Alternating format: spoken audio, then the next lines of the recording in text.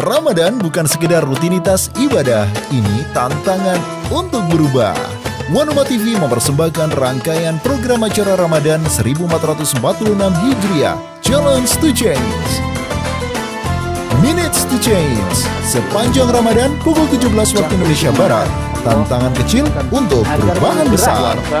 Fokus Ramadan, Midnight Tafsir, setiap Rabu pukul 20.45 hingga 22 waktu Indonesia Barat. Fokus agar bisa berubah. Malam kian larut, cahaya ilmu tak boleh surut. Dawn of Change, setiap Jumat pukul 3 hingga 4.30 waktu Indonesia Barat. Fajar perubahan makin dekat, berubah jangan telat. Fokus to Change, setiap Ahad pukul 20.45 hingga 22 waktu Indonesia Barat. Update kabar umat terkini bersama para ahli, bekal perubahan. Nuzulul Quran, Ahad 16 Ramadan pukul 20.45 hingga 22 waktu Indonesia Barat. Menghayati turunnya mukjizat teragung.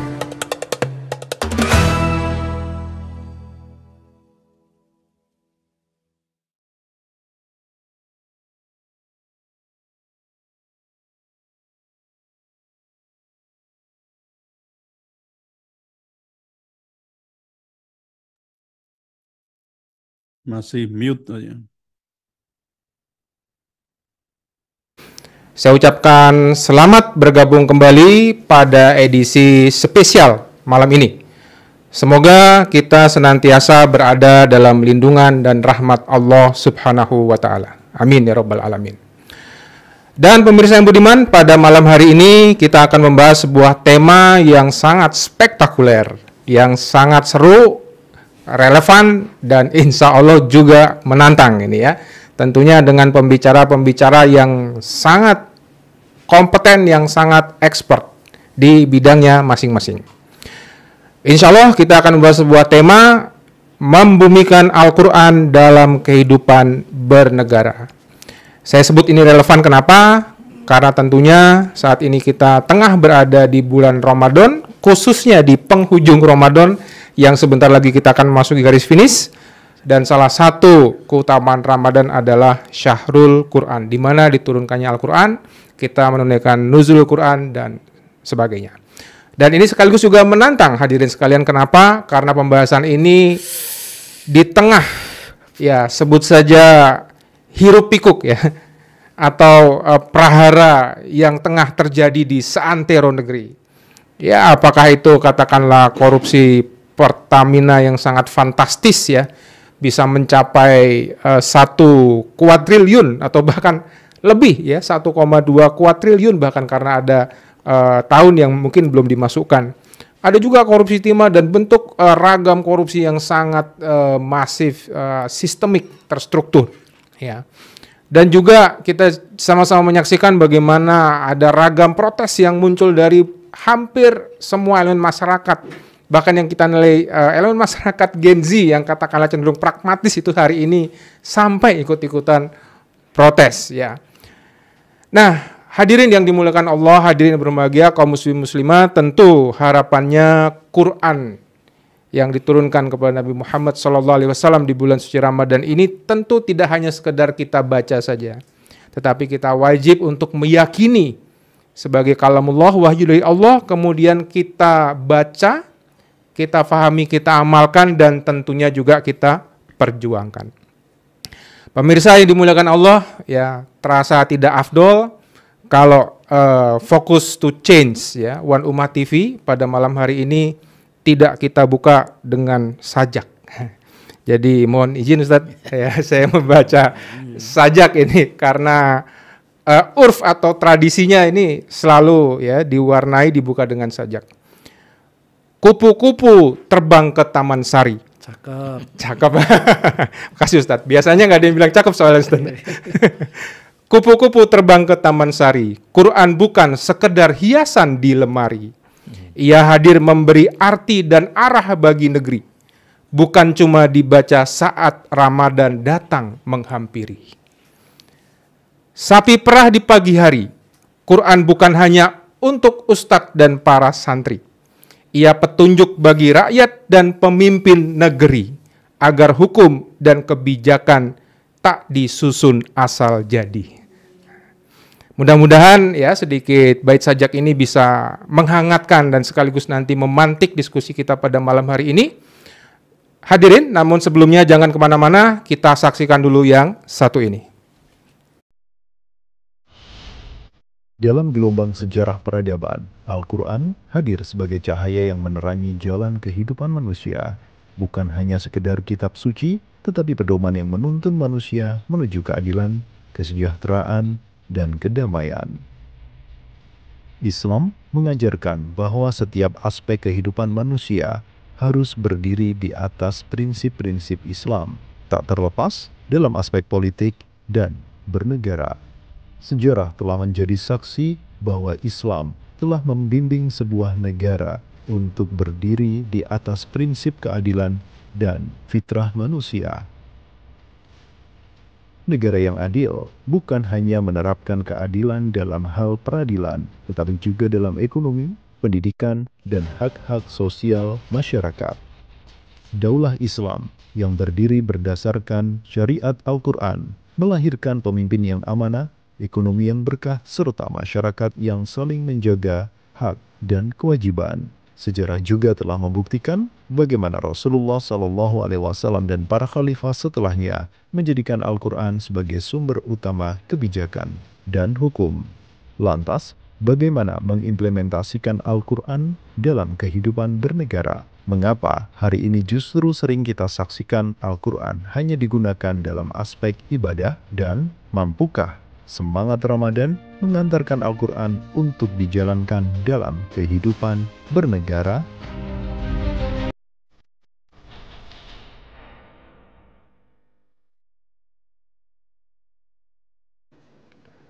Demikian tadi pemirsa tayangan yang kita saksikan bersama sebagai pemantik sekaligus pengantar diskusi kita malam ini, Focus to Change di One Ummah TV episode keempat edisi Ahad 23 Maret 2025 yang insya Allah mengangkat tema membumikan Al-Quran dalam kehidupan bernegara.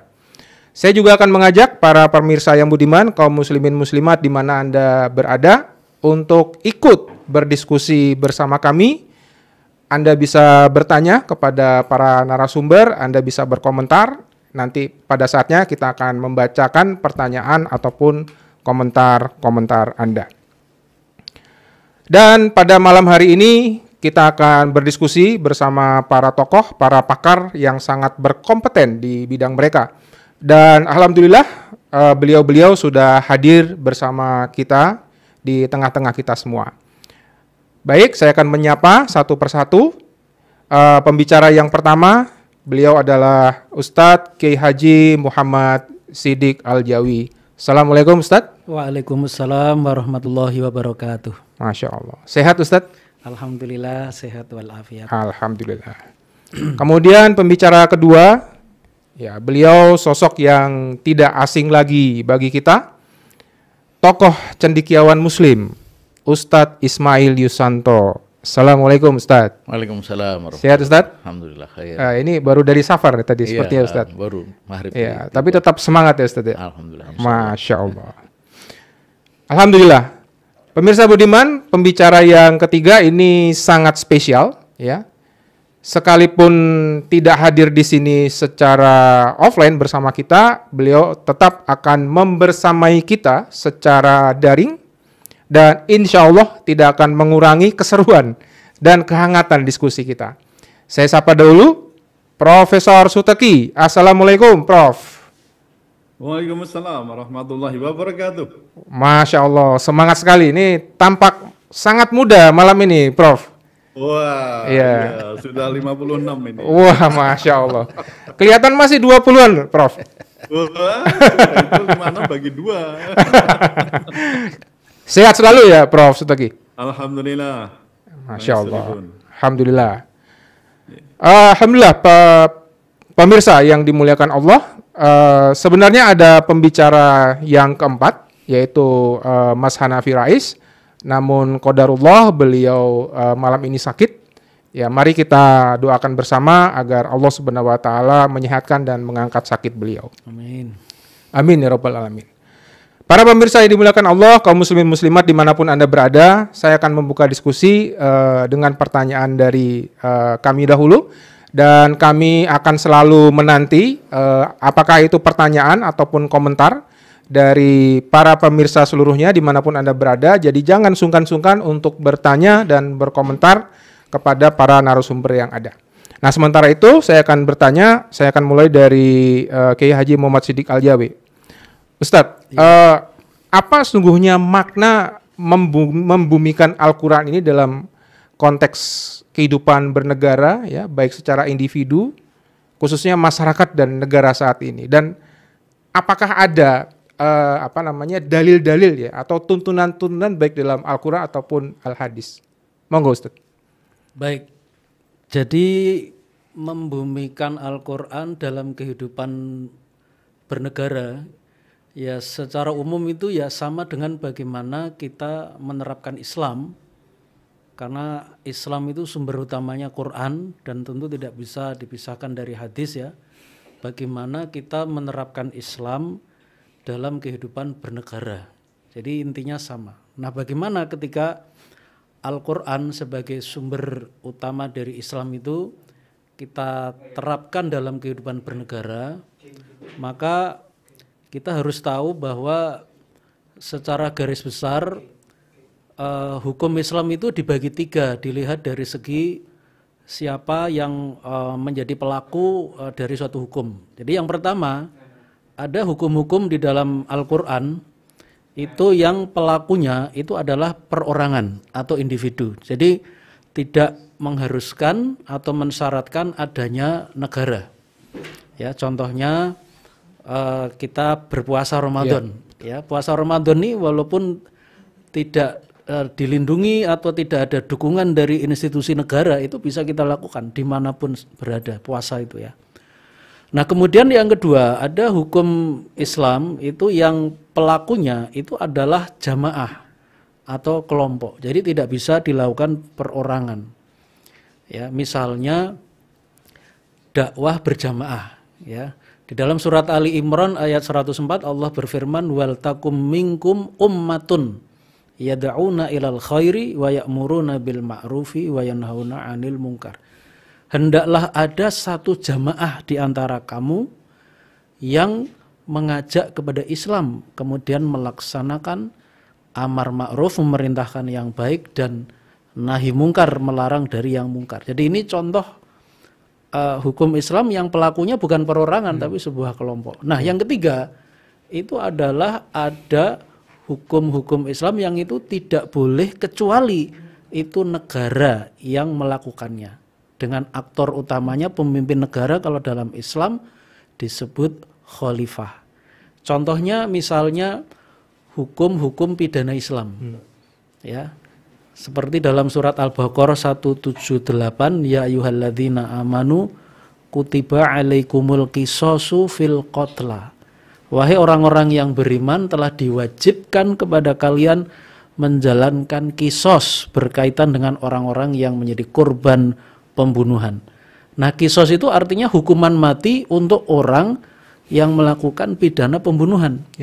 Nah, ini tidak boleh dilakukan oleh perorangan, oleh jamaah, ini hanya negara yang boleh melakukannya. Artinya dosa ketika dilakukan. Ya, jadi kalau dilakukan oleh individu nggak boleh, oleh jamaah juga nggak boleh. Nah, jadi kalau kita kaitkan dengan judul kajian kita, bagaimana kita membumikan Al-Quran dalam kehidupan bernegara, ini ya artinya bagaimana kita menerapkan Islam secara menyeluruh ya, khususnya hukum-hukum yang tidak boleh kecuali itu diterapkan oleh negara khilafah atau khalifah sebagai pemimpinnya. Nah, jadi ini yang saat ini memang masih belum bisa kita jalankan. Nah, pernah saya membaca sebuah artikel bahwa hukum-hukum yang untuk perorangan dan jamaah tadi itu sebenarnya porsinya lebih sedikit, kira-kira 5%. Sementara yang hukum-hukum Islam atau hukum Quran yang penerapannya itu tidak boleh kecuali negara, itu kira-kira 95%. 95%. Iya, jadi kalau hukum-hukum seperti misalnya sistem pemerintahan, ya, dari pemerintahan pusat ke daerah, bagaimana strukturnya. Kemudian itu baru sistem pemerintahan Islam ya. Kemudian nanti ada sistem ekonomi Islam. Kemudian nanti ada hukum sistem pidana Islam, belum lagi nanti sistem pendidikan. Kemudian sistem kesehatan, politik luar negeri. Itu kurang lebih ya sebagian besar dari hukum Islam itu nggak bisa diterapkan oleh individu atau kelompok masyarakat. Itu mau tidak mau harus ada institusi negara gitu. Jadi itu saya sangat sepakat ya. Saya pernah membaca satu artikel. Sekarang ini berarti hukum-hukum Islam atau dengan kata lain hukum-hukum Al-Quran itu hanya 5% kurang lebih yang bisa dilakukan. Jadi yang 95% atau katakanlah secara kualitatif itu sebagian besar atau mayoritas itu tidak bisa kecuali ada institusi negara. Nah inilah Islam. Jadi ini tentu berbeda dengan agama lain di luar Islam yang memang tidak mengharuskan keberadaan negara untuk melakukannya. Betul. Nah inilah keistimewaan Quran yang memang Quran sendiri menyebutkan bahwa kitab Al-Quran ini ya wa nazzalna 'alaikal kitaba tibyanan likulli syai' dalam surat An-Nahl ayat 89. Allah mengatakan telah kami turunkan wa nazzalna 'alaika kepada kamu Muhammad Alkitab Al-Quran tibyanan likulli syai' untuk menerangkan segala sesuatu. Jadi kalau saya umpamakan negara yang ada sekarang dalam sistem demokrasi sekuler, kalau dibandingkan dengan keseluruhan hukum Quran atau hukum Islam, itu kalau saya umpamakan hukum Islam itu seperti air 1 liter, itu mau dimasukkan di sebuah wadah, yang itu hanya wadah itu cuma 100 ml, itulah negara sekuler yang ada sekarang. Jadi ketika air 1 liter itu dituangkan ke gelas yang daya tampungnya hanya 100 ml, itu banyak yang tumpah-tumpah. Betul. Yang ini artinya banyak hukum Islam yang tidak mungkin dilakukan. Yang bisa dilakukan ya hanya berapa persen ya, 5 sampai mungkin 10% dari 1 liter air itu, yang itu ya seperti yang kita jalankan sekarang. Kita sholat bisa, puasa bisa, haji bisa. Itu yang tertampung oleh gelas yang hanya 100 ml itu. Sementara yang namanya Islam itu kan tibyanan likulli syai', dia itu 100% aturan semua aspek kehidupan manusia itu tidak ada kecuali diatur oleh Islam. Ini 1 liter dituangkan ke gelas yang daya tampungnya cuma 100 ml. Ya banyak yang tumpah lah. Ya diantaranya yang tumpah-tumpah itu kutiba alaikumul qisas, itu nggak bisa. Nggak muat, itu negara sekuler itu nggak memuatnya gitu. Tapi artinya kalau berarti harus ada wadah yang sesuai. Harus ada wadah yang sesuai dengan air 1 liter itu. Nah itulah yang saat ini belum ada. Masya Allah. Luar biasa Ustadz. Berarti kita ini bisa dikatakan berislam kita cuma 5% saat ini Ustadz. Iya kurang lebih demikian. Masya Allah. Ya. Lalu bagaimana dengan ada komentar begini Ustadz. Kita sering mendengar ketika misalnya Islam menuntut atau Allah Subhanahu wa taala menuntut dalam berbagai baik itu Quran ataupun al-hadis untuk kemudian memberlakukan syariat atau hukum-hukum yang tidak hanya individu masyarakat tadi yang sudah jenengan sampaikan. Ada yang mengatakan begini, jangan bawa-bawa agama ke ranah negara. Begitu Ustaz. Itu bagaimana tanggapan Ustaz Siddiq? Saya kira komentar itu basis pemikirannya itu adalah memang agama itu terpisah dari kekuasaan. Jadi ini pola pikir sekuler namanya, pola pikir sekuler Barat ya, Amerika dan Eropa. Itulah yang orang-orang itu selalu punya pola pikir bahwa antara agama dengan negara atau kekuasaan itu sesuatu yang terpisah. Nah tapi sebenarnya paham sekularisme ini kalau kita pahami secara mendalam, yaitu pemisahan agama dari kekuasaan secara khusus atau secara umum, pemisahan agama dari semua aspek kehidupan, itu nampaknya perlu kita baca ulang secara kritis. Jadi sebenarnya yang lebih tepat kalimatnya itu bukan pemisahan agama dari kekuasaan, tapi pemisahan agama Kristen dari kehidupan. Agama Kristen? Agama Kristen. Jadi kalau itu kemudian dianalogikan atau dibuat generalisasi dari suatu setting historis Eropa, itu tidak pas untuk agama Islam. Kalau untuk agama Kristen, nah itu mungkin pas. Itu memang agama yang memang sekuler gitu. Artinya tidak mengharuskan negara untuk bisa berkristen secara kafah gitu loh ya. Karena apa? Karena kalau saya melihat sosok utama agama Nasrani itu kan Nabi Isa alaihissalam. Ya. Itu beliau itu hanya menjadi nabi tapi tidak pernah menjadi pemimpin yang memegang kekuasaan, itu nggak pernah. Karena Nabi Isa dalam sejarahnya itu hidup dalam konteks kerajaan Romawi. Jadi beliau itu hanya mempunyai istilahnya otoritas agama, tapi otoritas kekuasaan itu tidak di tangan beliau. Makanya beliau itu pernah, Nabi Isa itu pernah didatangi oleh orang-orang Bani Israel pada waktu itu karena kaisar mau memungut pajak. Nah orang-orang itu lalu, wah ini kok kaisar kok minta pajak, padahal kita ini harusnya menjalankan ajarannya Nabi Isa. Akhirnya mereka datang ke Nabi Isa. Ini bagaimana kok kaisar minta pajak? Bagaimana menurut agama kita? Ditanyalah Nabi Isa. Nabi Isa menjawab, berikanlah hak Tuhan kepada Tuhan dan berikanlah hak kaisar kepada kaisar. Ini di Matius, Injil Matius. Yang itu tadi saya menjelaskan kalau dalam tanda kutip itu sababun nuzulnya. Jadi ya artinya memang Nabi Isa alaihissalam itu tidak punya otoritas politik sepanjang hidupnya. Nah ini beda sekali dengan Rasulullah. Ketika Rasulullah masih di Mekah memang beliau hanya sebagai nabi, tidak punya posisi sebagai pemimpin yang memegang otoritas kekuasaan. Tapi setelah beliau berhijrah, nah ini lain lagi. Beliau mempunyai kalau istilah sekarang dwifungsi, tapi bukan dwifungsi TNI loh ya, ini mohon maaf ini. Atau multifungsi malah sekarang. Jadi ini dwifungsi Nabi Muhammad itu, satu beliau itu sebagai nabi, yang kedua adalah sebagai pemimpin yang mempunyai kekuasaan. Nah ini juga menjadi satu dasar yang saya kira akan melengkapi pemahaman kita tadi bahwa untuk menjalankan syariah Islam ya yang bersumber dari Quran tadi, sumber utamanya itu memang tidak bisa tidak kita memerlukan institusi negara gitu. Demikian. Ya, jadi artinya memang kalau tadi disebut sekularisme pemisahan itu lebih kompatibel dengan agama Kristen ya Ustaz ya. Betul, gitu. Karena memang agama Kristen tidak memiliki katakanlah legitimasi baik itu mungkin normatif atau historis begitu Ustaz. Betul. Masya Allah Ustaz, ini sangat mencerahkan sekali.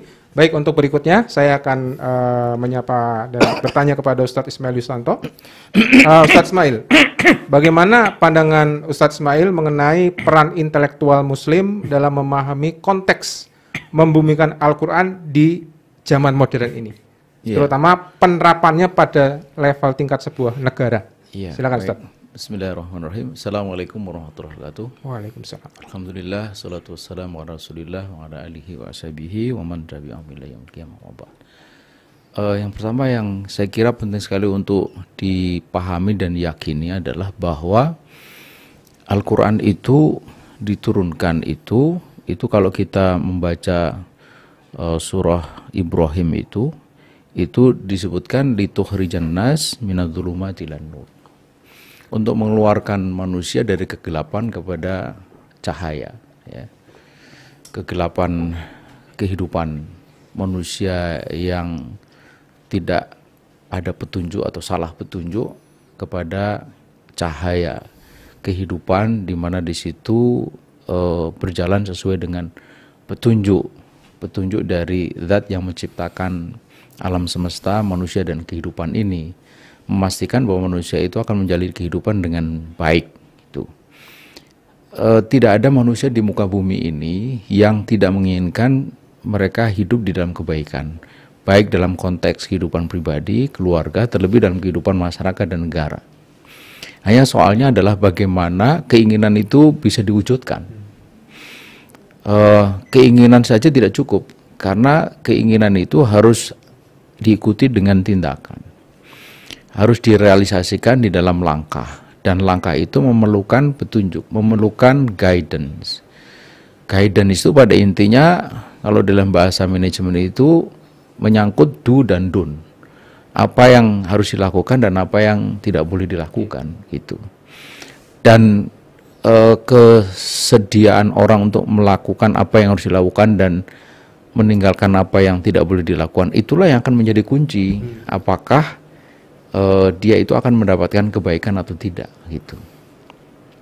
Nah, disinilah Al-Quran itu secara pasti disebutkan oleh Allah itu akan mengeluarkan manusia dari kegelapan kepada cahaya.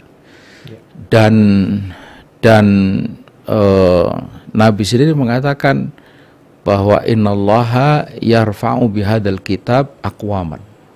Sesungguhnya Allah itu akan mengangkat derajat dengan kitab ini, dengan Al-Quran ini, satu kaum. Artinya apa? Artinya kalau kita ini ingin menjadi satu komunitas yang mulia, pun begitu keluarga yang mulia, pribadi yang mulia, itu tidak bisa tidak harus dengan Al-Quran. Dan fakta membuktikan itu. Jangan lagi kita manusia ya. Malam yang dimana diturunkan pertama kali Al-Quran itu menjadi malam yang mulia kan gitu. Khairum min alfi syahr, lebih baik daripada 1000 bulan. Itulah Lailatul Qadar.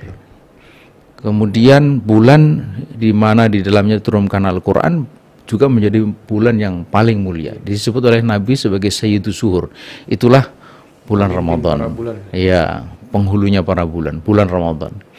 Kemudian kota di mana diturunkan Al-Quran menjadi kota yang paling mulia, Makkah Al-Mukarramah.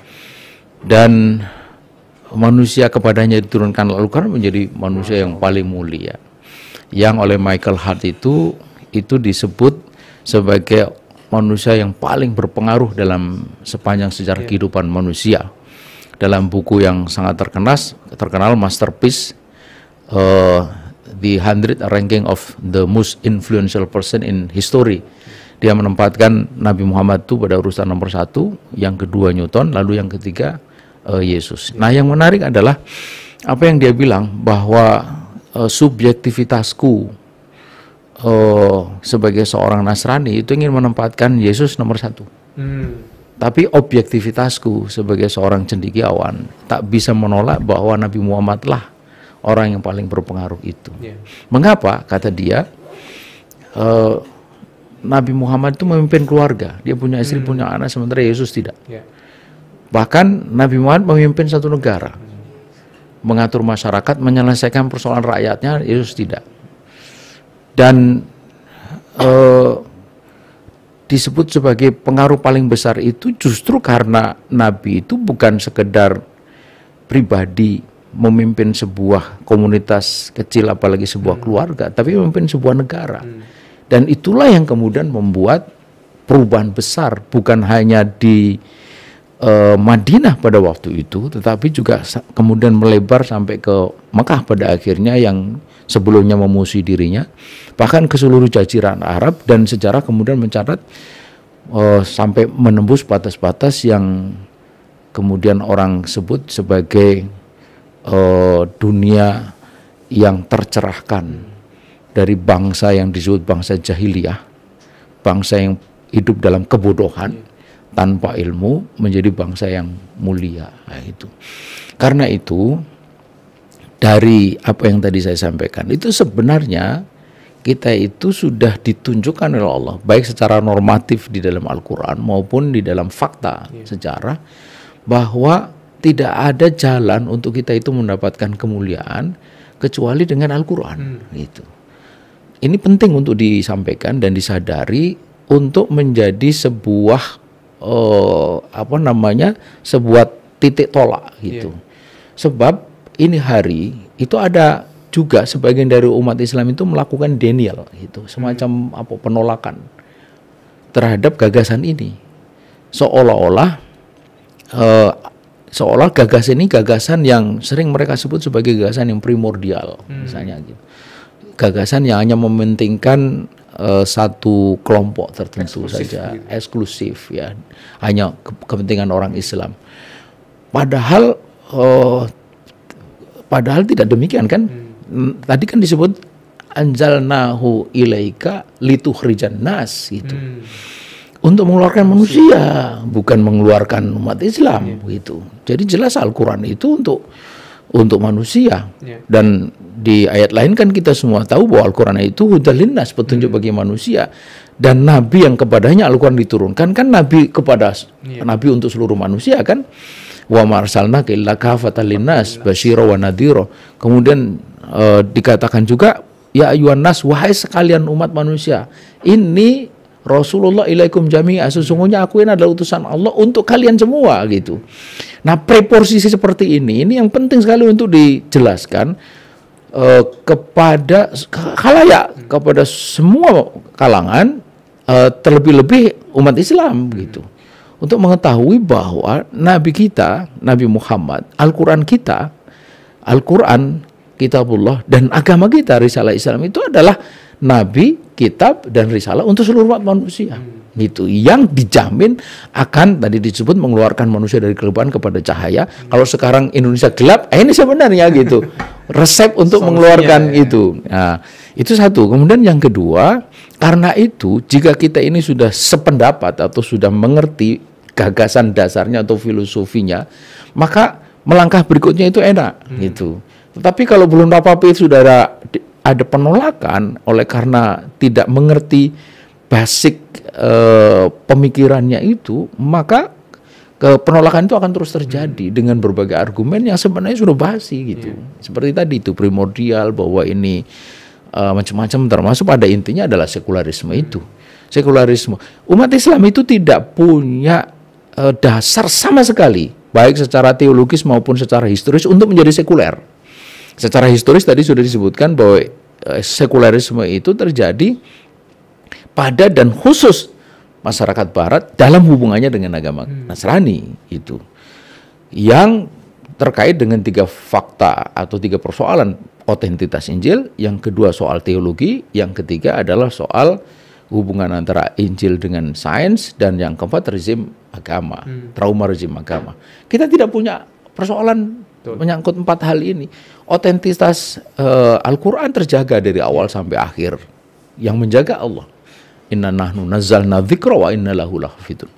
Karena otentitas Al-Quran terjaga, teologinya juga terjaga. Gitu. Trinitas itu kan baru dimunculkan pada Konsili Nisia 325 Masehi, 300 tahun lebih sepeninggal Yesus, Nabi Isa. Kemudian teologi Islam tidak berubah. Ya, seperti kita baca dalam surat Al-Ikhlas itu, qul huwallahu ahad, Allahu samad, lam yalid wa lam yulad wa lam yakul lahu kufuwan ahad. Tidak ada persoalan. Kemudian hubungan dengan sains tidak ada. Bahkan Al-Quran itu mendorong kita, ya, inna fi khalqis samawati wal ard wa ikhtilafil laili wan nahari la ayatil lil albab. Dalam penciptaan langit dan bumi, dalam pergiliran siang dan malam itu ada ayat, ada tanda-tanda bagi orang yang berpikir, bagi ulil albab. Jadi penelitian, pengamatan itu didorong, dan itu dibuktikan dalam sejarah bagaimana banyak sekali ilmuwan-ilmuwan Islam itu yang kemudian dia leading di dalam invention itu, dalam temuan-temuan itu di era kejayaan Islam. Kemudian yang keempat, tidak ada trauma rezim agama. Khilafah Islam dalam keseluruhan sejarahnya itu jangan lagi mencederai non-muslim atau menjadikan muslim, non-muslim saja tidak gitu. Karen Armstrong memberikan gambaran sangat bagus tentang keadaan orang Yahudi. Dia bilang the Jews enjoyed their golden age under Islam in Andalusia. Jadi orang-orang Yahudi itu menikmati abad keemasannya di bawah Islam di Andalusia. Jadi bukan sekarang dengan negara Der Judenstaat itu kan baru 1897. Baru 1948 berdiri dan sekarang belum genap 1 abad. Loh, mereka itu menikmati abad keemasannya di bawah Islam di Andalusia 700 tahun gitu. Berakhir setelah direbut atau Islam kalah di Andalusia, kemudian mereka mengalami politik inkuisisi dan terusir dari Andalusia. Kemana mereka diselamatkan? Diselamatkan oleh Muhammad Al-Fatih di Bukit Galata. Beranak pinak sampai ini hari. Jadi sekali lagi kita tidak punya alasan sama sekali untuk sekuler gitu. Apalagi kalau kita membaca Al-Quran di dalam surah Al-Baqarah ayat 85 itu jelas sekali bahwa Allah itu mengecam mereka-mereka yang punya pandangan sekularitik. Afatu'minuna bi ba'dil kitab wa takfuruna bi ba'd gitu. Apakah engkau beriman kepada Alkitab sebagian dan kufur kepada sebagian yang lain? Ayat ini memang berkenaan kelakuan orang Yahudi pada waktu itu, Bani Nadir, Bani Qainuqa, Bani Khazraj, yang satu sisi ketika dia itu bertikai melanggar Taurat, tapi ketika sudah sampai kepada soal tawanan perang dia minta disesuaikan dengan Taurat. Turunlah ayat itu. Tapi kita semua tahu bahwa ibroh dari satu ayat itu tidak didasarkan kepada khususnya sebab. Al-ibratu bi umumil lafzi la bi khusus sabab. Tapi diambil dari umumnya lafaz. Karenanya maka ayat itu harus dipahami, apakah engkau beriman kepada Alkitab, Al-Quran sebagian dan kufur kepada sebagian yang lain. Tidak boleh kita sekuler. Karena itu ini yang kedua, tidak boleh ada penolakan dengan alasan bahwa agama tidak boleh turut campur dalam kehidupan. Loh, agama ini mengatur. Kalau tidak ikut campur, lalu Anda itu akan diatur oleh apa? Pasti oleh sesuatu yang tidak bersumber dari Al-Quran. Kalau Al-Quran itu akan mengangkat derajatnya, kalau Al-Quran mengeluarkan dari kegelapan, maka sesuatu selain Al-Quran itu akan berkebalikan. Ya, tadi litukhrijan nas minadz-dzulumati ila nur, litukhrijan nas minan nur ila dzulumat. Begitu. Seperti kegelapan yang tadi disebut. Ya, Gelap, ya? itu. Jadi sebenarnya kalau kita berpikir secara jernih, secara rasional, itu nanti kita bisa masuk ke tahap yang ketiga, pembukti mau secara rasional ya, bagaimana Islam itu bisa mengatur. Saya ambil contoh misalnya sederhananya bidang ekonomi. Yeah. Orang itu semua tanpa kecuali itu pengen ekonomi tumbuh, Betul. stabil, adil. Yeah. Nggak terkecuali siapapun bang, tidak ingin ekonomi tidak tumbuh. Yeah. Kalau tidak tumbuh, bagaimana akan memberikan kesejahteraan kan gitu. Adil, tak maulah tidak adil. Yeah. Dan stabil gitu. Pertanyaannya adalah bagaimana ini bisa diwujudkan? Ini menarik kalau kita membaca sejarah ekonomi ketika Islam berjaya dulu menggunakan mata uang dinar, itu indeks harga 200 tahun di bawah Khilafah Utsmani itu stabil. Indeks harga. Indeks harga ini penting karena indeks harga itu akan menentukan seberapa daya beli itu terjaga. Yeah. Seperti kita sekarang ini, daya beli kita ini akan tergerus setiap hari, setiap waktu oleh karena inflasi kan.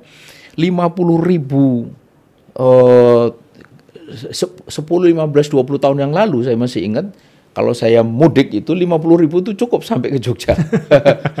Karena 50 liter itu. Yeah. Sekarang mana cukup. Yeah. Gitu. Ya, mampir ke warung aja kurang gitu. Baru satu porsi makan 50.000 itu. Itu kan menunjukkan bahwa harga itu sudah begitu rupa. Betul. Nah, 2 abad itu stabil dibandingkan dengan indeks harga di kerajaan Inggris. Itu loncat-loncat nggak karu-karuan. Nah, itu sudah bukti bahwa kalau orang itu ingin punya keadaan ekonomi yang tumbuh, adil dan stabil, tidak harus mengikuti ketentuan Islam, diantaranya melalui penggunaan mata uang yang benar, mata uangnya real. The real money itu adalah dinar dan dirham. Itu sekedar contoh. Ada banyak lagi yang lain-lainnya. Contoh yang lainnya misalnya soal inilah. Ini sekarang ini, ya Allah, orang itu kalau nggak pakai petunjuk itu memang ruwet. Gender. Bagi kita itu sepele, gender ya laki perempuan itu, bolak-balik ya laki perempuan gitu. Tapi ini hari Barat, orang-orang sekuler itu bingung gender itu. Jadi laki-laki, itu bisa laki-laki, laki-laki perempuan. He, si. Perempuan ini si. Itu bisa si, bisa si, hi. Jadi gender itu bukan 2, 4 sekarang itu. Ada debat itu di video sempat viral itu di Amerika. Saya tidak tahu di dosen atau guru pada muridnya yang perempuan dia panggil girl atau sis itu dia tidak mau. Tidak mau. Tidak mau dia dia. merasa laki-laki atau bukan perempuan ini. Dia bilang pokoknya aku bukan perempuan gitu. Terus Anda itu siapa gitu? Coba bayangkan. Jadi begitulah orang itu kalau tanpa petunjuk. Jadi kacau nggak karu-karuan. Jadi karena itulah maka membumikan Al-Quran dalam arti menerapkan Islam dalam kehidupan berbangsa dan bernegara itu sesuatu yang tidak bisa tidak. Betul. Kalau kita ingin selamat, kalau kita ingin punya tatanan kehidupan yang baik, ekonomi adil, stabil, tumbuh, ya, politiknya juga bagus, sosialnya bagus, pendidikannya mantap dan sebagainya. Gitu. Cuma begini Ustadz, ini kalau saya tadi menyimak penjelasan Kiai Haji Muhammad Siddiq Al-Jawi, Ustadz Ibnu Susanto itu memang ya sudah tidak bisa ditolak seperti yang tadi Ustadz sampaikan, sudah nggak ada alasan lain.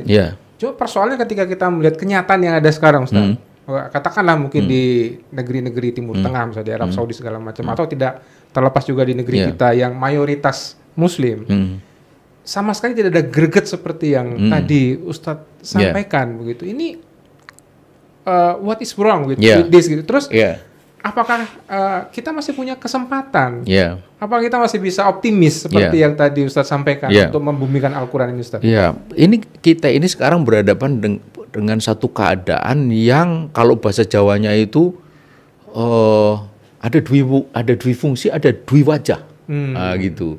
Jadi wajah ganda. Satu sisi kita melihat tapak-tapak kemunduran Islam. Tapi di sisi lain kita juga sedang melihat tapak-tapak kebangkitan Islam.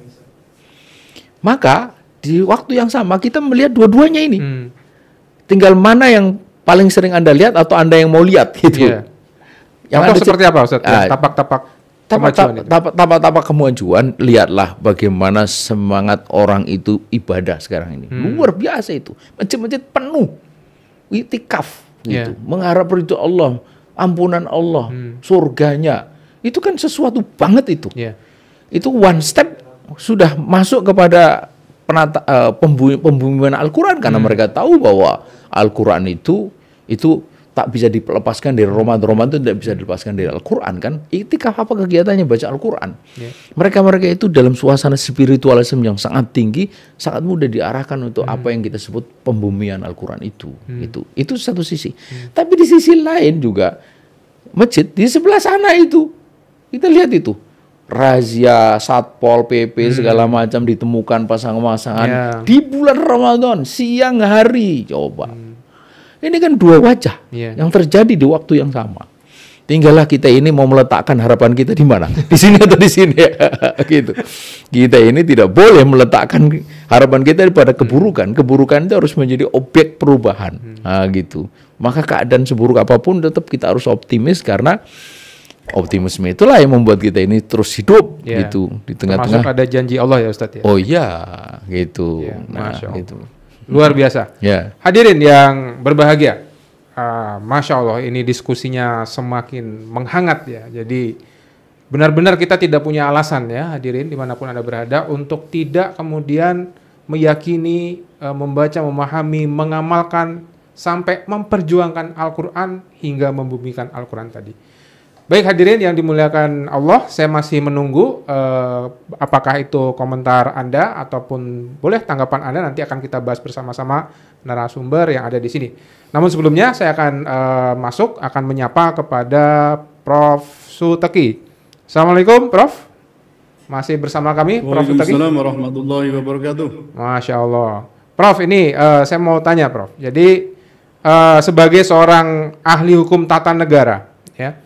Bagaimana Prof. Suteki melihat relevansi ajaran Al-Quran dalam konteks konstitusi dan sistem hukum negara kita, Prof? Silakan. Ya. Baik, Assalamualaikum warahmatullahi wabarakatuh. Waalaikumsalam warahmatullahi wabarakatuh. Ustadz Ismail dan juga Ustadz Siddiq. Nah ini persoalan yang kita bahas ini memang ngeri-ngeri sedap gitu ya kalau sudah bicara tentang hukum dan politik itu.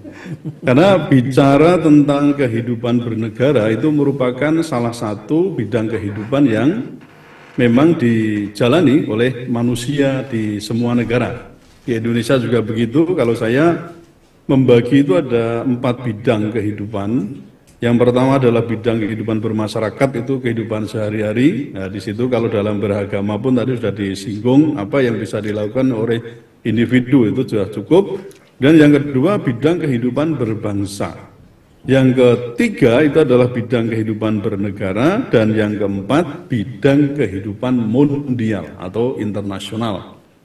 Nah yang kita singgung ini berbeda dengan bidang kehidupan bermasyarakat atau berbangsa yang sifatnya lebih mengandalkan pada individu ataupun kelompok. Ini sudah bicara tentang bagaimana relasi pertama antara warga negara dengan negara, kemudian yang kedua antara warga negara dengan warga negara, dan sekaligus pengaturan mengenai kelembagaan negara. Nah tentu hubungan itu mesti harus diatur, ya pakai apa? Namanya pakai hukum. Nah hukum apa? Nah, ini yang jadi masalah. Kalau saya seringkali kan menyampaikan pada khalayak ya di forum-forum itu bahwa hukum ini saya dasarkan pada mata koordinasi. Ada 3 lapisan hukum. Yang pertama adalah lapisan yang disebut dengan eternal law atau lex eterna, begitu. Itu merupakan hukum mutlak Allah, ya, hukum mutlak Tuhan, Tuhan Allah, maksud saya hukum abadi. Kemudian hukum mutlak Tuhan ini, Allah ini kemudian diturunkan kepada makhluknya di lapisan kedua, yaitu adanya lex divina atau lex divine law, begitu ya. Itu kitab-kitab suci, ya. Kemudian yang kedua, yang di lapisan kedua itu adalah ada lex natura atau lex, maksud saya adalah natural law, hukum alam. Ya, dua-duanya itu ada. Nah, sekarang hukum manusia, maksud saya kitab suci dan lex natura atau natural law itu ternyata masih diterjemahkan lagi dalam bentuk namanya human law, itu di lapisan yang ketiga. Nah, jadi kalau kita lihat dari sini, mestinya ini ya, kalau menurut teori yang dikemukakan oleh Thomas Aquinas ini, human law itu mesti didasarkan pada dua hal atau bersumber pada dua hal, yaitu lex divina atau dalam ini adalah kitab-kitab suci, dan yang kedua adalah natural law, itu hukum alam ya. Hukum alam itu misalnya kalau dalam hal ini kan hukum alam artinya segala sesuatu yang dilekatkan pada ciptaan Tuhan ya, ciptaan Allah itu. Besi, air, bumi ya, tanah, kemudian angin dan seterusnya punya hukum alam, sekaligus manusia juga punya hukum alam, yaitu yang sering saya sampaikan itu ada tiga yang dikemukakan oleh Demetrius Ulpianus itu. Yang pertama adalah honeste vivere, yang kedua alterum non laene, dan yang ketiga pertama kejujuran, lalu yang kedua tidak merugikan orang lain, jadi berbuat itu. Kalau misalnya tidak meyakini kitab suci, maka ada kredo lain yang kita sebut namanya hukum alam tadi. Nah, sehingga dari pemahaman ini human law, taruhlah kitab suci gitu ya, human law, konstitusi maksud saya. Konstitusi itu mestinya apa? Tidak boleh bertentangan dengan kitab suci. Nah ini ya, saya ulangi lagi ya. Konstitusi itu tidak boleh bertentangan dengan kitab suci. Artinya dalam hal ini, dalam pembuatan, taruhlah kita sebut aja Undang-Undang Dasar 45, mestinya juga Undang-Undang Dasar 45 tidak boleh bertentangan dengan kitab-kitab suci. Nah, silakan tunjukkan aja kitab suci kita apa. Ya, yang kita yakini kan ada mulai dari Zabur, Taurat, Injil, kemudian Quran. Ya, tentu saja kita bicarakan yang dengan kemurnian ya, 4 kitab itu ya, belum ada pembelokan-pembelokan. Nah, kalau misalnya kita kaitkan lagi dengan di Undang-Undang Dasar 45 tadi, kita ada pasal 29 ayat 1 yang berbunyi, negara berdasar atas ketuhanan yang Maha Esa.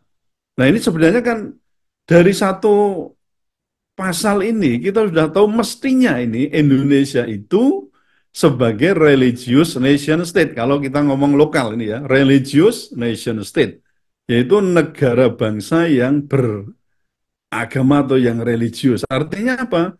Negara itu dioperasionalkan berdasarkan pada religi. Jadi memang pada agama apa? Yaitu pada kitab-kitab suci, kan mestinya begitu. Sampai kalau kita membuat konstitusi itu mestinya juga berdasar kitab suci. Nah, di sini mestinya tadi saya katakan Quran itu mendapatkan media untuk dibumikan. Kan begitu. Jadi human law dalam bentuk konstitusi itu sebenarnya bisa kita sebagai sarana untuk membumikan nilai-nilai atau hukum-hukum yang ada di Quran, kan begitu. Kenapa begitu? Karena sebenarnya kita pun kalau kita tengok sebelum kemerdekaan ya, di bulan Juni itu ada, kita sebut ada Piagam Jakarta, dan di sila pertamanya itu ya, dari Pancasila itu berbunyi ketuhanan dengan kewajiban menjalankan syariat Islam bagi pemeluk-pemeluknya. Loh itu kan, wah itu kalau kemarin itu digunakan begitu, kita umat Islam boleh menggunakan hukum, misalnya kita membuat undang-undang ya, sumber kita ada Quran, ada hadis, ada ijma dan juga kias kan itu. 4 itu sumbernya. Atau sayangnya itu kemudian diubah menjadi ketuhanan yang maha esa, itu juga sebuah, menurut saya, sebuah penyimpangan dari yang mestinya diyakini waktu itu ya. Tapi itu sudah disepakati. Tapi tadi pun kalau misalnya kita berdasar pada pasal 29 saja sudah cukuplah kita.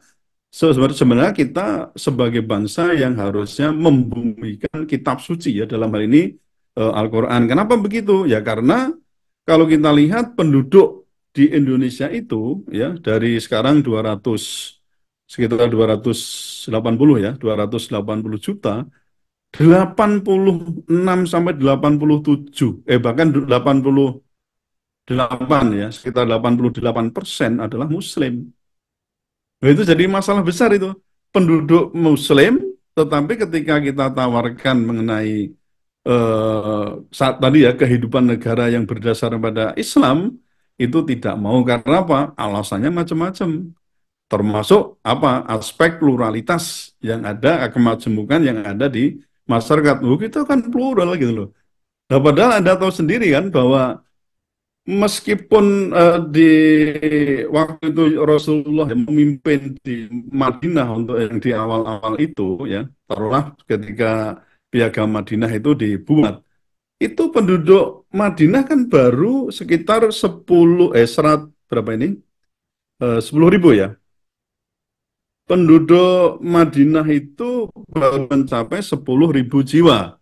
Dari jumlah tersebut ya 1.500-nya beragama Islam. Nah, coba 4.000 penduduknya beragama Yahudi dan 4.500 jiwa lainnya menganut paganisme atau kita sebut dengan musyrikin. Jadi alasan pluralitas itu sebenarnya tidak relevan kalau kita membaca sejarah bagaimana berdirinya atau Daulah Islam, taruhlah pemerintahan Islam waktu itu. Jadi nggak ada alasan. Nah, sekarang yang jadi persoalan itu kan ketika kita sudah tadi mengatakan bahwa mestinya konstitusi itu tidak boleh bertentangan dengan kitab suci, berarti kan seharusnya juga apa? Hukum-hukum turunannya pun juga tidak boleh bertentangan dengan kitab suci.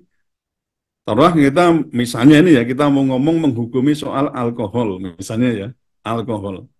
Loh, kalau misalnya orang ngomong, mana ini kitab suci mana? Ayo kita cari yang mengatur tentang alkohol. Nah, mulai dari produksi, peredaran sampai persoalan konsumsi. Misalnya begitu. Ayo, kitab mana yang mengatur? Injil di Buddha, Hindu, Tripitaka, Weda, ya macam-macam yang Konghucu kalau ada silakan dicari gitu ya. Nah, kalau kita mau jujur ya, yang paling ketat itu mengatur adalah persoalan ini tentu umat Islam ya, atau dengan Quran. Kan gitu. Mestinya apa? Kalau religious nation state, ketentuan tentang pengaturan alkohol mulai dari produksi, kemudian peredaran sampai konsumsi mesti berdasar pada Islam. Kan begitu. Artinya apa? Negara mestinya berani untuk mengatakan apa? Tidak boleh diproduksi, tidak boleh diedarkan, tidak boleh dikonsumsi. Kan gitu. Untuk apa? Untuk umat Islam, kan begitu. Nah, silakannya nanti yang umat lain bagaimana lah, itu tentu mendapatkan tapi kalau negara saya kira memang perlu harus, bukan malah sebaliknya dengan di tahun berapa itu 2021 itu negara malah melalui Perpres ya, Pak Jokowi itu mengeluarkan Perpres yang membolehkan produksi di 4 provinsi, yaitu di Papua, kemudian di Bali, NTT, dan juga Sulawesi Utara. Padahal sudah banyak diketahui ya bahwa 40 sampai mungkin 60% kejahatan itu disebabkan karena orang nenggak alkohol gitu loh. Nah, jadi ini memang satu ironi ya, kenapa kondisi sekarang ini kok tidak dapat atau belum dapat ya. Quran tadi dibumikan, tadi Ustadz Sidek sudah menyampaikan mungkin baru berapa, baru 5 atau mungkin mencapai 10%. Itu pun di wilayah hukum keluarga, juga persoalan zakat. Zakat pun itu kan memang kita ada undang-undang zakat ya, ada undang-undang perkawinan, ada kompilasi hukum Islam dan seterusnya. Tapi kalau tadi dihitung-hitung itu kira-kira baru 5 sampai 10%. Nah, padahal kalau kita mau jujur gitu ya, kalau menurut surat Al-Maidah ya, kita bisa lihat mulai dari ayat ke-44 sampai 50 itu, barang siapa yang tidak menghukumi atau menyelesaikan suatu sengketa perkara itu menggunakan hukum Allah dan Rasulnya, maka dikatakan apa? Yang pertama itu di ayat 44 dikatakan kafir.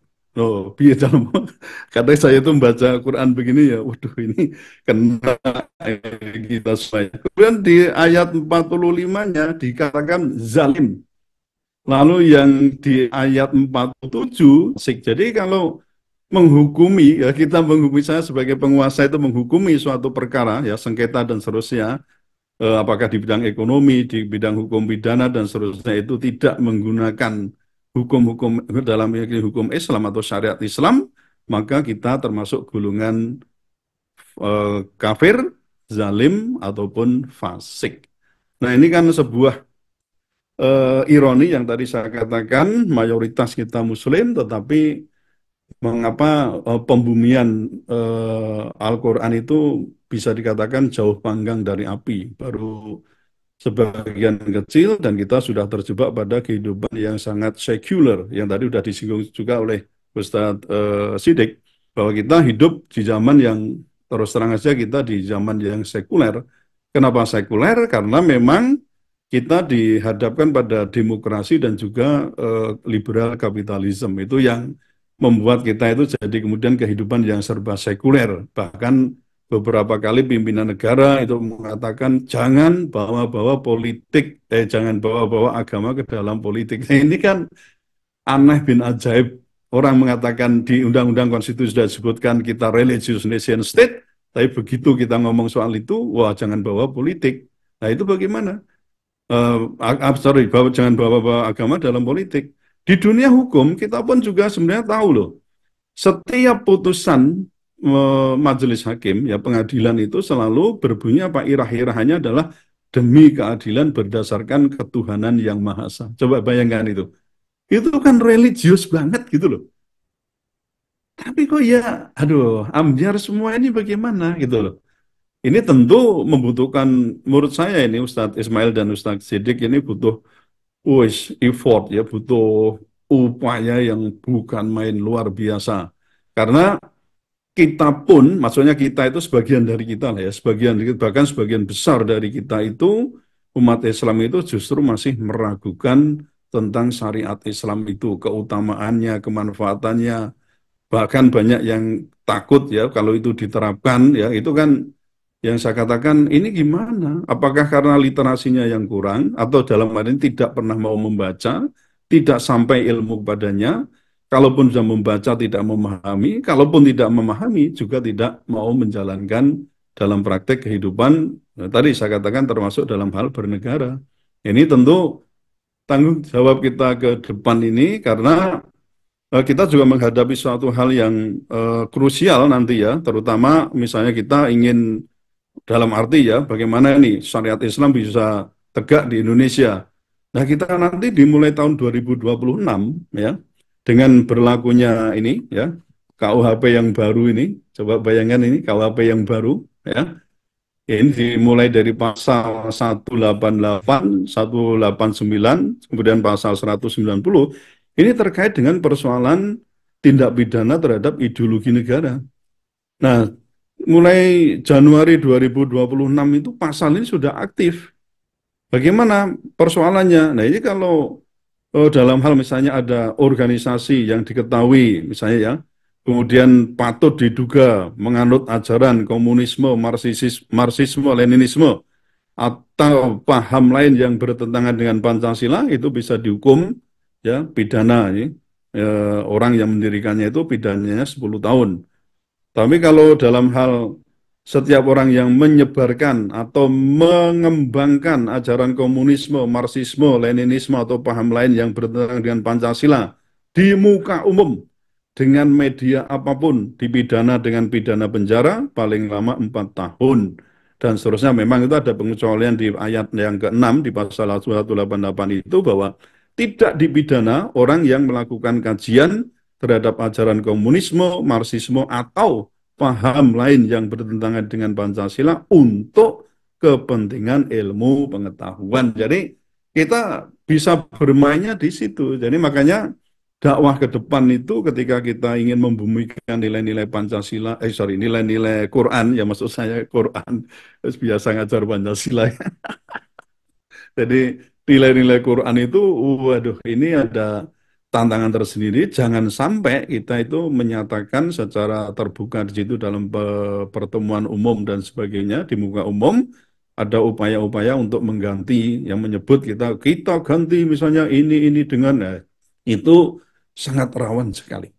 Maka butuh strategi dakwah yang saya kira sangat jitu gitu ya, bagaimana kita punya strategi untuk tetap kita bisa membumikan nilai-nilai atau hukum-hukum yang ada di Quran, hadis, ijma dan juga qiyas yang itu dikatakan sebagai sumber bagaimana hukum itu untuk mengatur kita bernegara. Baik, Prof. Saya kira itu Suteki. Mas, sementara yang bisa saya sampaikan. Ya, Masya Allah. Ini tadi kalau Prof. Suteki menyebut ada nation state religius ya. Ini Prof. Suteki ini ahli hukum tata negara religius ini. Luar biasa. Baik, Prof. Suteki, mungkin satu pertanyaan mohon bisa dijawab dengan singkat ya. Tadi Prof. Suteki menyampaikan ada kemungkinan, bukan kemungkinan ya, sudah pasti ya tahun depan akan diberlakukan Januari 2026. Lalu bagaimana, masih adakah kans ya bagi kaum muslimin itu kemudian untuk tadi membumikan Al-Quran, ya, menerapkan Al-Quran, atau strategi-strategi seperti apa yang kemudian katakanlah itu masih dalam bingkai atau konstitusi tadi, khususnya KUHP yang nanti akan berlaku tahun depan itu. Mungkin bisa dijawab dengan singkat, Prof. Betul. Di pertemuan-pertemuan umum ya kita tidak boleh menyampaikan secara lugas di situ. Kita nggak usah nyebut namanya Pancasila atau apa, nggak usah disebut. Jadi kita tetap berdakwah sesuai dengan koridor ya. Kalau kita ngomong itu kan dasarnya aja mengenai fikih siasah kita kan, di ilmu fikih ada fikih siasah ya toh. Apakah fikih yang paling sederhana sampai ya, atau mungkin hasil-hasil penelitian dari atau buku dari seorang guru besar dan seterusnya yang kemarin saya tunjukkan di Malang kemarin ya, saya berikan ke salah satu guru besar juga yang karya Abdullah Ad-Dumaiji itu dari Universitas Quro. Itu kan bisa dibahas, bisa disampaikan, tapi tetap dalam ruang yang terbatas.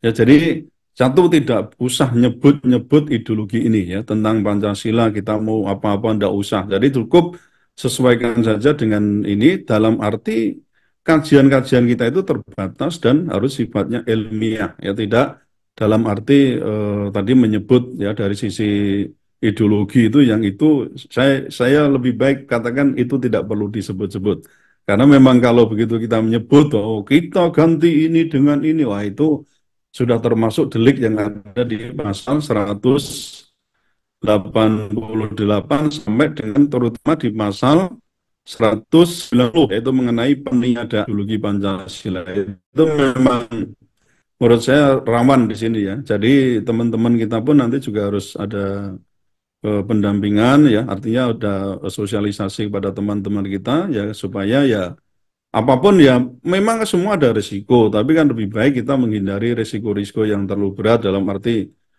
harus berurusan dengan polisi ya, kemudian disidang dan seterusnya.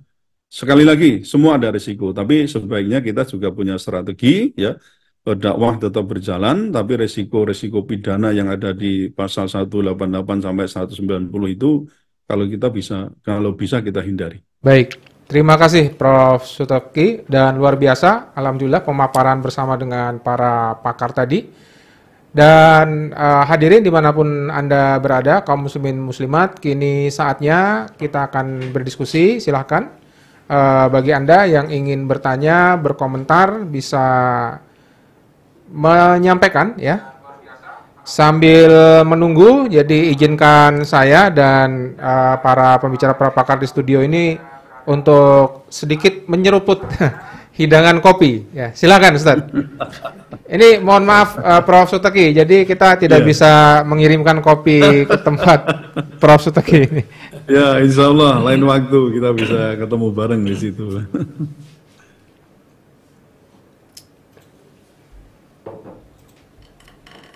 Baik, Masya Allah, ini sudah banyak sekali ya komentar-komentar maupun pertanyaan yang masuk ya. Kemudian saya akan mohon maaf sekali lagi bagi para pemirsa kaum muslimat semuanya, tidak bisa saya baca satu persatu. Saya akan secara sampel saja ya. Ada Niam Laros ya, kerusakan lahir dari aturan manusia. Islam aturan sempurna dan tuntas ya. Kemudian dari sapaan dari berbagai wilayah ya, dari ada yang hadir dari Parepare, ada yang dari Bogor menyimak ya, ada dari Lubuk Linggau ya. Kemudian juga ya dari Nihal Nadia ya, lindungilah pengemban dakwah dimanapun berada. Nah baik, hadirin pemirsa yang dimuliakan Allah, saatnya kita masuk ke sesi penutup ya. Jadi saya minta nanti masing-masing pembicara satu persatu menyampaikan ya katakanlah closing statementnya ya, apakah itu berupa peluang, harapan, tantangan membumikan Al-Quran khususnya dalam keadaan negeri kita saat ini. Nanti saya minta yang pertama dari Prof. Suteki, kemudian yang kedua dari Kiai Haji Siddiq Aljawi, dan yang ketiga dari Ustadz Ismail Yusanto. Baik, yang pertama saya persilakan kepada Prof. Suteki untuk menyampaikan closing statementnya. Mohon dengan singkat, Prof.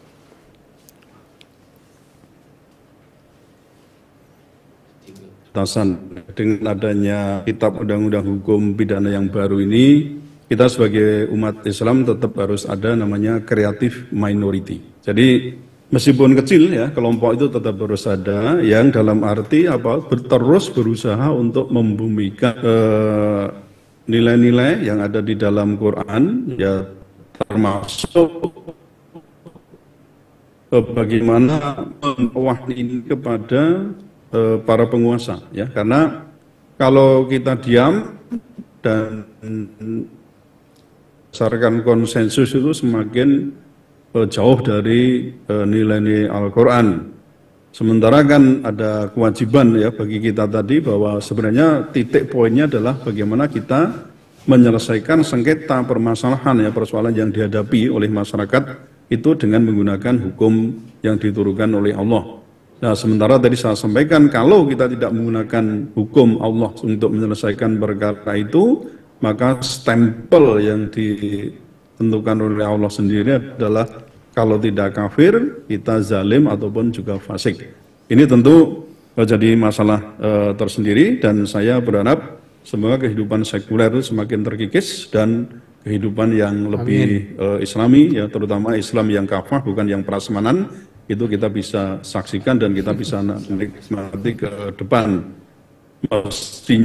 Meskipun tadi saya katakan perlu perjuangan yang extraordinary ya, tidak bisa hanya dengan ongkang-ongkang, tetapi memang meskipun tadi creative minority tetap harus berjalan dan bergerak. Saya kira itu closing statement saya, Mas. Terima kasih. Ya, baik, terima kasih, Masya Allah, Prof. Suteki. Untuk yang berikutnya, saya berikan kesempatan closing statement kepada Kiai Haji Siddiq Aljawi. Silakan, Ustaz. Baik, terima kasih. Jadi dalam kajian kita dengan tema bagaimana kita membumikan Al-Quran dalam kehidupan bernegara, itu memang kita sadari berat ya, seperti tantangan KUHP yang disampaikan oleh Profesor Suteki tadi. Kita menyampaikan ajaran Islam didustakan. Nah, disinilah menurut saya kita perlu mencari petunjuk dalam Quran itu sendiri, bagaimana kita menghadapi pendustaan-pendustaan terhadap itu ajaran Islam yang kita sampaikan. Nah, itu di dalam Al-Quran surat Al-An'am ayat 34, itu dalam ayat itu ada ayat yang bunyinya begini. A'udzubillahi minasyaitonirrajim. Laqad kudzibat rusulum min qablika. Sungguh kudzibat, didustakan, rusulun min qablika, rasul-rasul sebelum kamu Muhammad. fasobaru ala ma'udhu wa kudzibu. Tetapi mereka bersabar terhadap pendustaan yang mereka alami dan gangguan. Ya, hatta atahum nasruna, hingga datanglah pertolongan kami kepada mereka.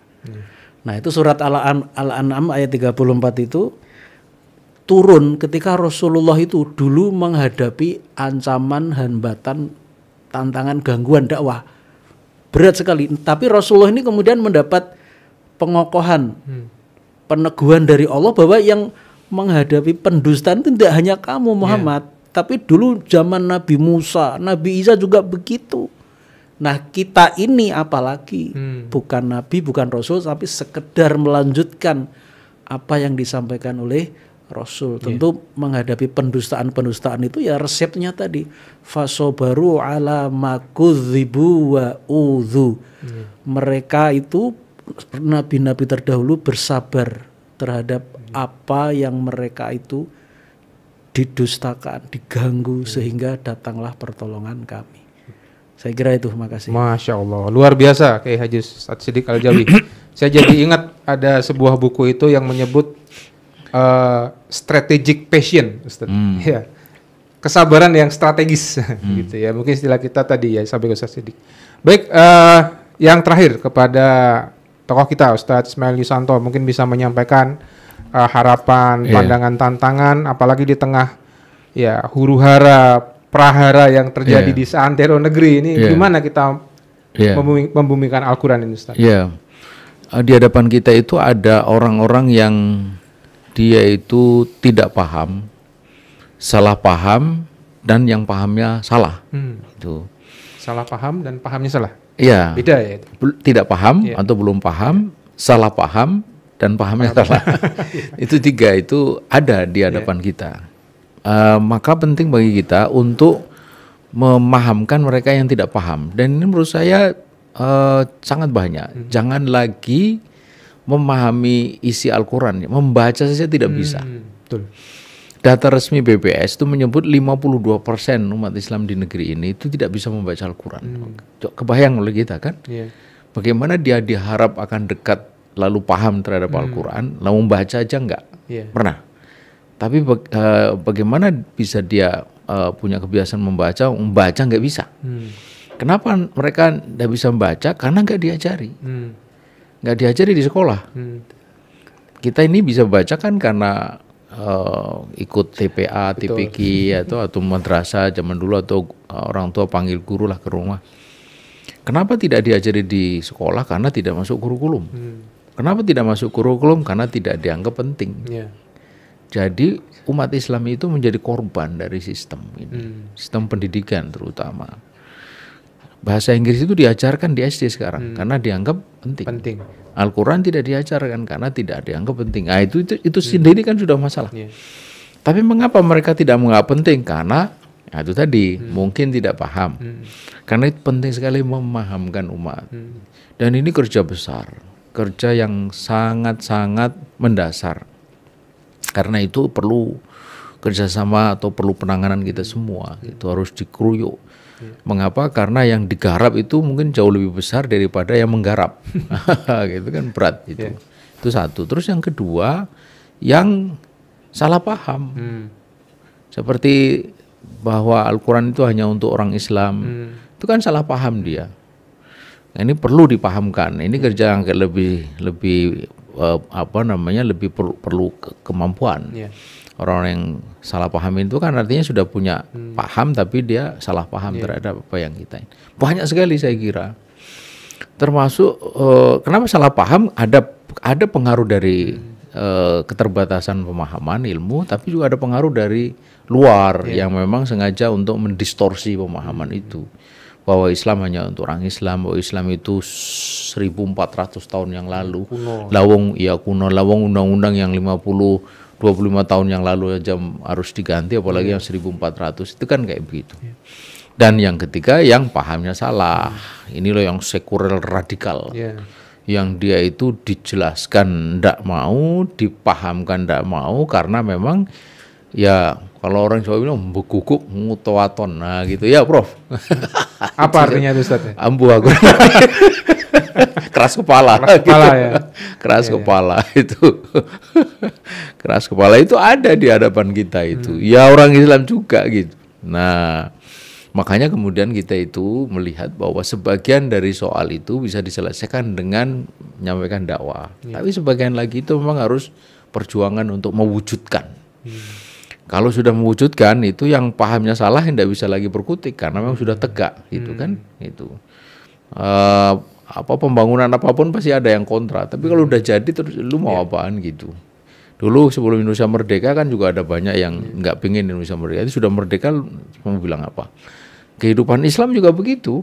Ya. Kalau sudah tegak terus mau apa? Apalagi kalau kemudian baik. Makanya kemudian menurut saya itu kita harus bagi energi itu. Satu sisi itu memang begitu, tapi sisi lain itu harus betul-betul memperjuangkan sampai ini tegak. Sampai apa yang disebut membumikan Al-Quran itu betul-betul kenapa jadi membumikan ya? Sementara masih di langit. Di langit itu. Jadi pengaturan kehidupan masyarakat negara dengan Al-Quran gitu kan. Itulah istilah Indonesianya itu membumikan itu bisa terwujud. Dan ini adalah pekerjaan yang sangat mulia. Jika tidak bisa diwujudkan sekarang, tak perlu kecil hati. Mungkin anak kita. Kalau anak kita tidak, mungkin cucu kita. Cucu kita tidak, mungkin cicit kita. Dan seterusnya. Penaklukan benteng Konstantinopel itu baru terjadi 825 tahun selepas Nabi. Bukan 82 tahun, apalagi 8 tahun. 825 tahun coba. 8 abad lebih. Itu ada berapa generasi itu? Kalau 100 tahun itu 4 generasi, 4 kali 8 berarti berapa itu? 32 generasi. Cicitnya cicit. Tapi kan masing-masing punya andil. Dan andil itu tercatat. Fama ya'mal mithqala dzarratin khairan yarah. Nah, itu yang penting. Jadi kita punya andil catatan terbaik di hadapan Allah dan itulah akan menentukan posisi kita di hadapan Allah kelak. Karena itu jangan biarkan diri kita itu tidak punya partisipasi dalam perjuangan ini membumikan Al-Qur'an. Innallaha yarfa'u bihadzal kitab aqwaman wa yadha'u bihi akharin kata Nabi, dan merendahkan yang lainnya dengan Al-Qur'an juga gitu. Jadi kita tinggal memilih gitu. Kita mau direndahkan atau dimuliakan. Kalau dimuliakan ya harus mengikuti Al-Quran. Kalau tidak mengikuti Al-Quran berarti akan direndahkan oleh Al-Quran gitu. Makanya Al-Quran itu hujatun laka wa alaika gitu. Jadi menjadi hujah buat kita atau bahkan ini kan bleseki kalau orang Jawa itu dengan Al-Quran itu. Saya kira itu, dan ini Ramadan luar biasa. Pasti kita akan ingat Al-Quran dan harus dekat dengan Al-Quran. Saya kira itu. Masya Allah, luar biasa sekali para pemirsa dimanapun Anda berada, kaum muslimin muslimat. Ya, jadi saya hampir tidak bisa berword-word ini. Tidak bisa berkata-kata ya. Ya, jadi ya kata kuncinya adalah kita semua harus punya andil ya, harus ambil bagian.